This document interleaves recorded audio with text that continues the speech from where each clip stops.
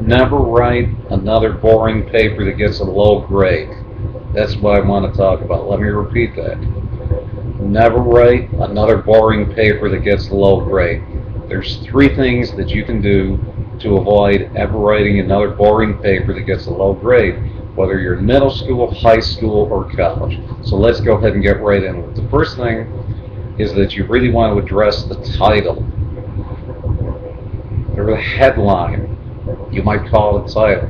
But really, a title is a headline to the paper that you're writing. I want you to think about this.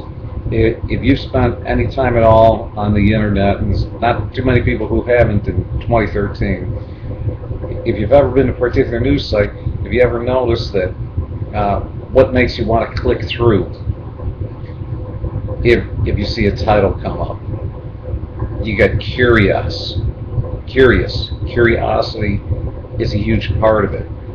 Something that is going to motivate you. Something where you can see yourself gaining something out of it. These are all powerful, normal human emotions that motivate us. I particularly like curiosity because I think it's very applicable to any educational type things. But certainly, you have to have an intriguing title. For instance, if you had one paper that you were writing on, and you were writing about the causes of it was in history class. You were writing about the causes of World War I.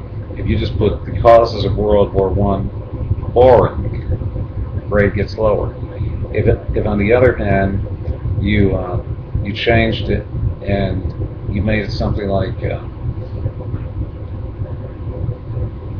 the hidden causes of World War I, that adjective is going to strictly change it. So title. You know what may happen sometimes in the course of writing your paper, you may go ahead and write it and then find that you actually have to go backwards and change the title based upon what you've written. Never hesitate to do this. The second point is you want to write to your audience. Write to your audience. Typically the audience will be an instructor, professor, and therefore you need to orient it toward what it might be. So if you were writing something for English Lit about Beowulf, and let's say you could have just put Beowulf. However, if instead you changed it and you said the impact of Beowulf on English culture, even better. How about the dramatic impact of Beowulf on English culture? Much better. This is just a powerful example of how you can work the title and the audience. Remember, if your audience is the instructor, the teacher, think about what their knowledge base is. Think about what theories that they may be comparing it to. And then the last thing that we want to look at is in terms of being a contrarian. As a contrarian, that means that you're going to present an opinion that's outside of what you normally would expect to be. And presenting that contrarian opinion makes it very intriguing for the reader because if they're well read in the subject area, whether it happens to be a teacher, instructor, or somebody else who eventually ends up reading it. For instance, if you use it for historical fiction, or some other area, then you would treat it to your audience correspondingly. But contrarian means, of course, something that's contrary. So if you will step outside that box, step outside that safety zone, and write something contrary to what people expect.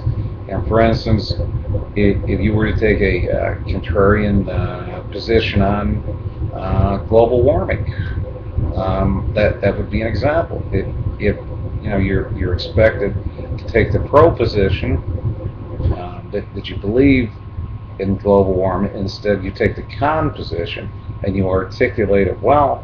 The teacher may or may not agree with that, but the fact of the matter is, by taking that contrarian position, it's going to open things up for you in terms of Somebody's going to look at that and say, this is different. This is intriguing. This is well thought out. And that really ultimately is what writing is all about.